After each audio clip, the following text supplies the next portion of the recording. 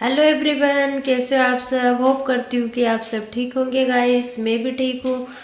तो मैंने कल गोरखपुरी भौजी के ऊपर जो वीडियो बनाया था कि उनके हस्बैंड जो है वो उन्हें बहुत परेशान कर रहे हैं, तो आप लोगों ने उस वीडियो को अच्छा खासा प्यार दिया, इसलिए तहे दिल से गाइस आप लोगों का शुक्रिया, थैंक यू। और मैं फिर से गोरखपुरी भौजी के ऊपर ही वीडियो लेकर आई हूँ। अगर पहली बार आप मेरे चैनल में आए हो तो प्लीज़ मेरे चैनल को सब्सक्राइब कर दीजिएगा। वीडियो पसंद आए तो लाइक कर देना, कमेंट करके बताना कि आप लोगों को क्या लगता है। तो मैंने कल बात करी थी कि उनके हस्बैंड रट लगा रहे हैं कि मुझे एक बेटा चाहिए, मुझे एक बेटा चाहिए। देखो, बेटा और बेटी सब भगवान के हाथ में है, और बेटा और बेटी एक दूसरे से कोई भी कम नहीं है। ना बेटा कम है ना बेटी कम है। बेटा अपनी जगह पर बेटा का फर्ज निभाता है, बेटियां अपनी जगह पर बेटियों को फर्ज निभाता है। उनकी तीन तीन बेटियां हैं जो कि ना किसी बेटे से कम है। और जो कहते हैं ना कि बेटे भाग्य से मिलते हैं और बेटियां सौभाग्य से मिलती है। जिनके घर में बेटियां, पहला बच्चा बेटी होती है, लक्ष्मी आती है घर में, उसका बाप राजा रहता है। और कहीं ना कहीं आपकी बेटियों के किस्मत से ही आप राजा बने हो, इतनी ऐशो आराम की ज़िंदगी जी रहे हो आप दोनों हस्बैंड वाइफ। इससे पहले आपकी लाइफ क्या थी आपने देखा ही होगा, और बेटियों के आने के बाद आपकी लाइफ में कितनी खुशियाँ आई है ये भी आप लोग देख सकते हो। तो बेटी और बेटे में फ़र्क नहीं होता है। तो गाइस, मैं आज बात करने वाली हूँ कि जो गोरखपुरिया भौजी है, हमें लग रहा था कि शायद ये लोग नाटक कर रहे हैं, ड्रामा कर रहे हैं, लेकिन ऐसा नहीं है गाइस। सच में मुझे ऐसा लग रहा है, अब उनका ये वीडियो देखने के बाद मुझे लग रहा है कि सच में ये नाटक आटक नहीं है यार, ये सच में रियल है, ऐसा हो रहा है शायद। गोरखपुरिया भौजी कल हॉस्पिटल में एडमिट थी। आप लोगों ने भी देखा होगा ये वीडियो, और मैंने भी देखा। मुझे यार थोड़ी देर तो ऐसे ही लगा था कि शायद ये लोग कंटेंट छाप रहे हैं, व्यूज़ के लिए ये सब कुछ कर रहे हैं, लेकिन ऐसा नहीं था। सच में गोरखपुरिया भौजी हॉस्पिटलाइज हो चुकी थी और उन्हें रात भर आईसीयू में रखा था क्योंकि उन्हें हार्ट अटैक आया था।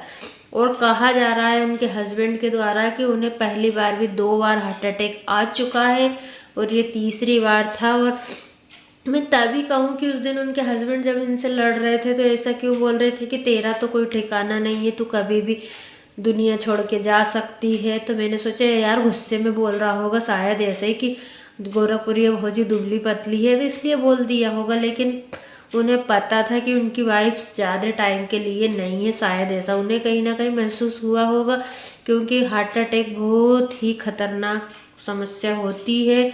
भगवान भरोसा ही इंसान बच सकता है, अगर टाइम पर हॉस्पिटल पहुंच जाते हैं तो बच जाते हैं, और अगर टाइम पर उन्हें ट्रीटमेंट नहीं मिलता है तो भगवान ही जाने कि फिर उनके साथ क्या होता है।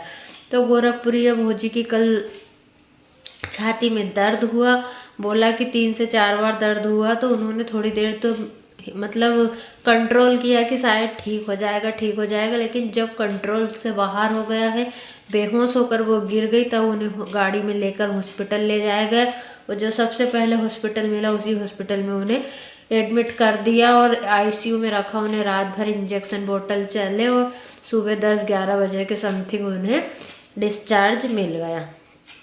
तो उन्हें हार्ट अटैक क्यों आया, क्या वजह थी हार्ट अटैक आने की, ये मैं आप लोगों को बताती हूँ। क्योंकि उनके हस्बैंड तो अभी स्थिति में है नहीं कि वो कुछ बता पाते हैं खुलकर, लेकिन उनके साथ एक अग्नि करके अग्नि भैया रहते हैं। उन्होंने बताया कि रात को भाभी की तबीयत बहुत ज़्यादा ख़राब हो गई थी, हम लोग रात भर जागे, रात भर हॉस्पिटल में ही रहे, और उन्हें जब आधी रात को सुबह सुबह मतलब रिलीफ मिल गया वाटल इंजेक्शन से, तब डॉक्टर ने बोला आप इन्हें ले जा सकते हो, क्योंकि 5-10 मिनट का रास्ता है उनके घर से, अगर ऐसी कोई दिक्कत आएगी तो हम लोग डबल से ले जा लेंगे।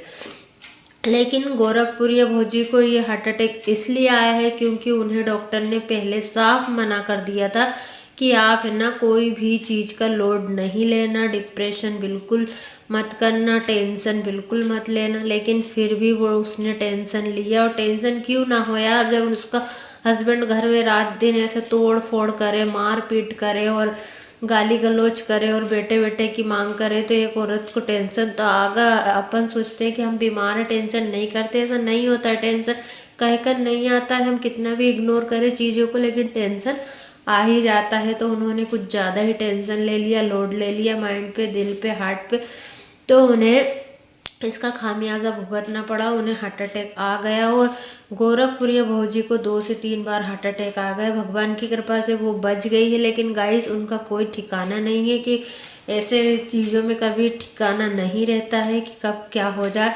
तो क्या इसलिए महादेव दूसरी शादी करना चाहते हैं कि इसका कोई ठिकाना नहीं है, मैं अपनी दूसरी शादी कर लेता हूँ? भाई आप ऐसा डिप्रेशन दोगे अपनी वाइफ को, ऐसा टेंशन दोगे तो सच में वो जिंदगी जब ख़त्म होगी तब होगी, वो उससे पहले ही ख़त्म हो जाएगी। तो आप अपनी बीवी का ध्यान रखिए और उसे सपोर्ट करिए और ऐसा बार बार ऐसी रट मत लगाइए।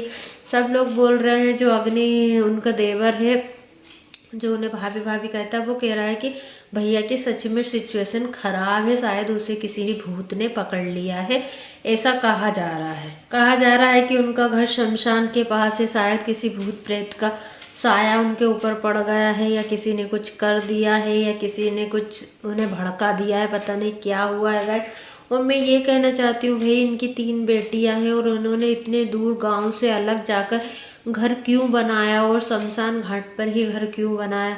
आप लोगों को डर नहीं लगता? भाई हमें तो सुनकर ही डर लगता है ऐसी जगह पर।